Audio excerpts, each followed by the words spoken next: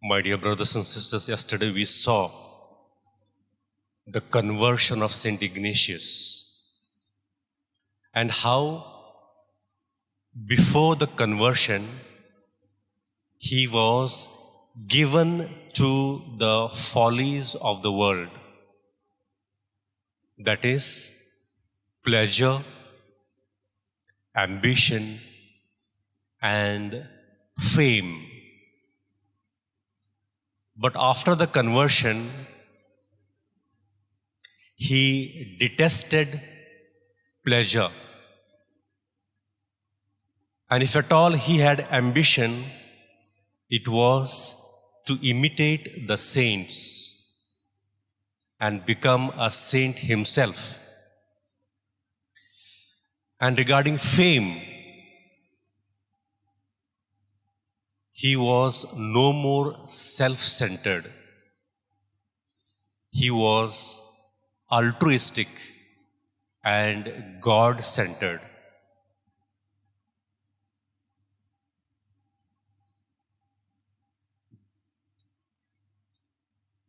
Later he said, God can be found in everything because God is the giver and sustainer of everything that exists.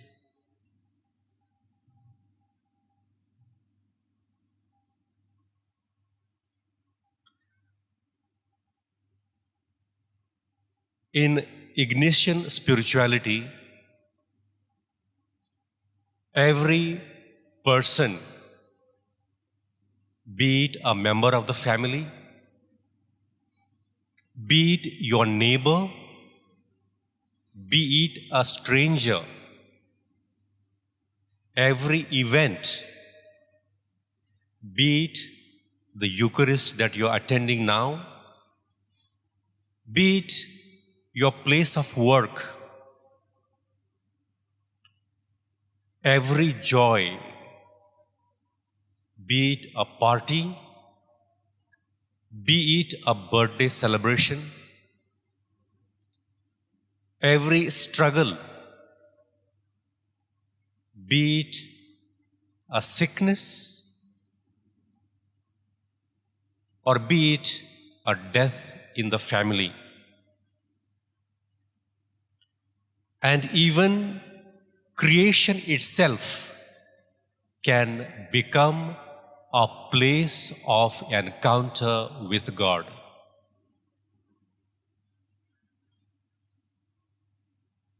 Everywhere God is present. And what we require is the interior eyes to see His presence in whatever we encounter with.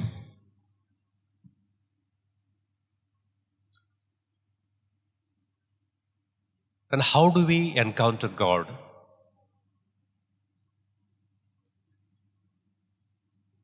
Practical way of seeing God. There are three things. One is awareness. A person becomes or notices what is happening around him. Second one is reverence. Reverence means whatever he sees, he respects its reality. And third one is discernment. Discernment is nothing but examining where God is at work in it through beauty, truth, love, suffering, service, or a call to respond more generously. Now let us take two examples. to apply these three things: awareness, respect, and discernment. Let's look at the sunrise.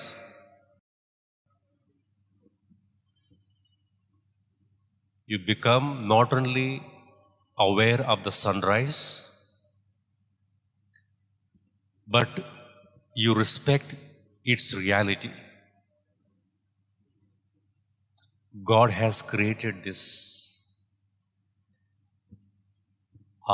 Omnipotent God has created, and we see in the sun the order of the earth.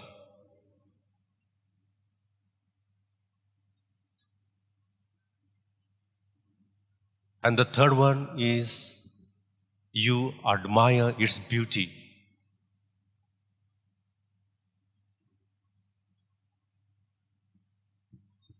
And in the end, you thank God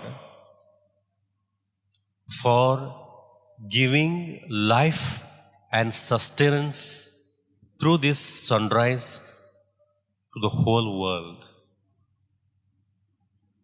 This is how you see God in everything. Now take another negative example. You see a beggar. First you become or you notice that person and respect him as he is in his condition. And then something should happen to you if you are aware of his presence. You have two choices with you: either to ignore him or act as if you have not seen the beggar.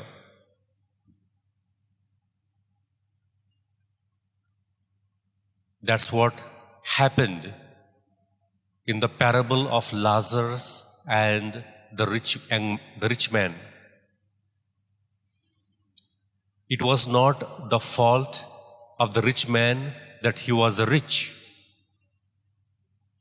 but his riches blinded him in seeing the poor man in front of his gate.